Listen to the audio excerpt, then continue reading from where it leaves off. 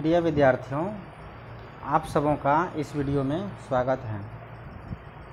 आज हम लोग वर्ग 10th के फिजिक्स पार्ट का दूसरा चैप्टर, जिसका नाम है मानव नेत्र तथा रंग बिरंगा संसार, उसके बारे में अध्ययन करेंगे। इसके पहले हम एक पार्ट वीडियो बना चुके हैं जिसमें मानव नेत्र के विभिन्न भागों का वर्णन कर चुके हैं। ये दूसरा पार्ट है। अब हम उसके आगे का वर्णन करेंगे। तो चलते हैं। पहला क्वेश्चन है, हम किसी वस्तु को किस प्रकार देख सकते हैं या देखते हैं? तो इसका आंसर है, जब किसी वस्तु से आने वाली किरण आँख पर पड़ती है तो वे कॉर्निया तथा नेत्र लेंस से अपवर्तन के बाद रेटिना पर पहुंचती है। वहां वस्तु का वास्तविक तथा उल्टा प्रतिबिंब बनता है, परंतु मस्तिष्क द्वारा इस प्रतिबिंब को सीधा देखने की संवेदना होती है। आप देख सकते हैं कि यहाँ AB वस्तु है और इसका जो प्रतिबिंब यहाँ बना हुआ है, ये रेटिना हुआ, इसका पीछे वाला भाग वो उल्टा है।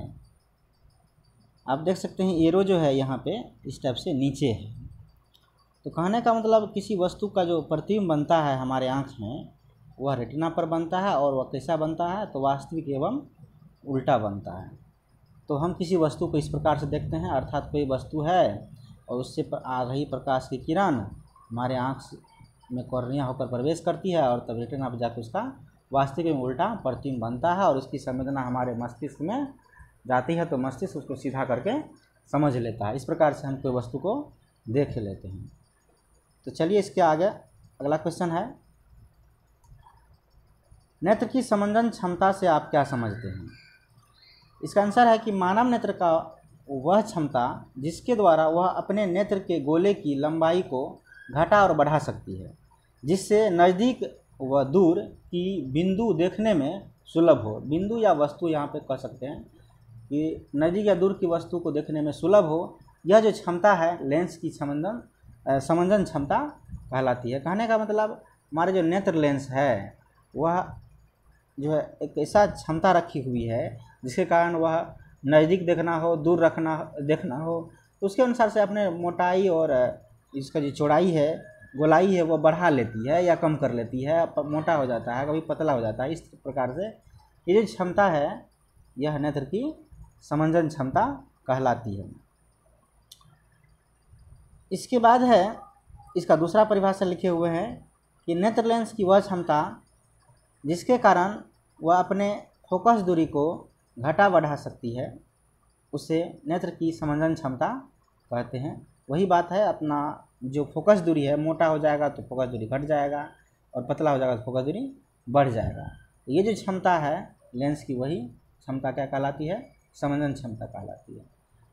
तो चलते हैं अगला क्वेश्चन पे। अगला क्वेश्चन है, दूरबिंदु।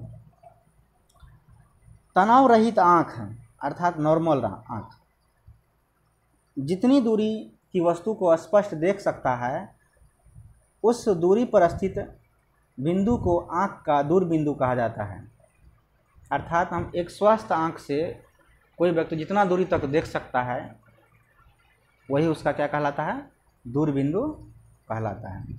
एक स्वस्थ आँख के लिए दूर बिंदु अनंत होता है, अर्थात हम लोग अनंत दूरी तक की वस्तु को देख लेते हैं, इसलिए इसका क्या हो गया? अनंत दूरबिंदु हो गया। हम लोग सूर्य, तारे, चंद्रमा, बहुत सारे दूर दूर जो ग्रह है उससे जाने वाली प्रकाश किरण है उसको भी देख लेते हैं। अर्थात दूरबिंदु जो है वह मानव नेत्र के लिए अनंत होती है। तो क्वेश्चन पूछा जाता है कि मानव के नेत्र का दूरबिंदु क्या होता है? इसका आंसर होगा अनंत। इसके बाद है निकट बिंदु। जिस निकटतम दूरी पर रखी वस्तु का स्पष्ट प्रतिबिंब रेटिना पर बने, उस बिंदु को आँख का निकट बिंदु कहा जाता है। अर्थात आप देखे होंगे कि आप आँख के नज़दीक किताब को रख लीजिएगा तो वो दिखाई नहीं देगा, वो पढ़ने नहीं होगा। बिल्कुल हटा लीजिएगा तो थोड़ा सा हटाना पड़ता है। तो जितना कम से कम दूरी में कोई वस्तु को रखें और स्पष्ट दिखाई दे और पढ़ सके, जैसे किताब की बात होगा तो पढ़ लेंगे, और कोई वस्तु है कि हम उसको दिखाई दे दें, तो वह जो है आँख का निकटतम बिंदु या निकट बिंदु होगा। तो एक स्वस्थ आँख के लिए निकट बिंदु जो होता है वह 25 सेंटीमीटर होता है। अब है दृष्टिपरास।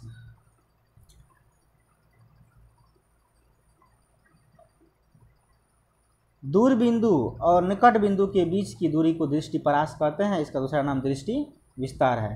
मान लीजिए 25 सेंटीमीटर आप उससे तो कम में देख नहीं सकते हैं, और दूर जो बिंदु हो गया इसका अनंत हो गया, तो दोनों का जो रेंज हो गया वही क्या कहलाएगा, दृष्टिपरास कहलाएगा। उसके बाद नोट है, मानव का एक नेत्र लगभग 150 डिग्री क्षेत्र को देख सकता है या उसको देखता है, 150 डिग्री क्षेत्र को देखता है, जबकि दोनों आँख से 180 डिग्री क्षेत्र देख लेता है।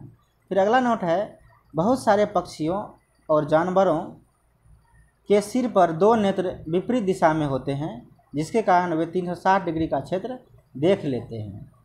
कहने का मतलब बहुत सारे ऐसे जीव जंतु हैं जिसके सिर पर दो नेत्र होते हैं, तो वह दोनों तरफ से गर्दन घुमा घुमा के 360 डिग्री देख लेते हैं।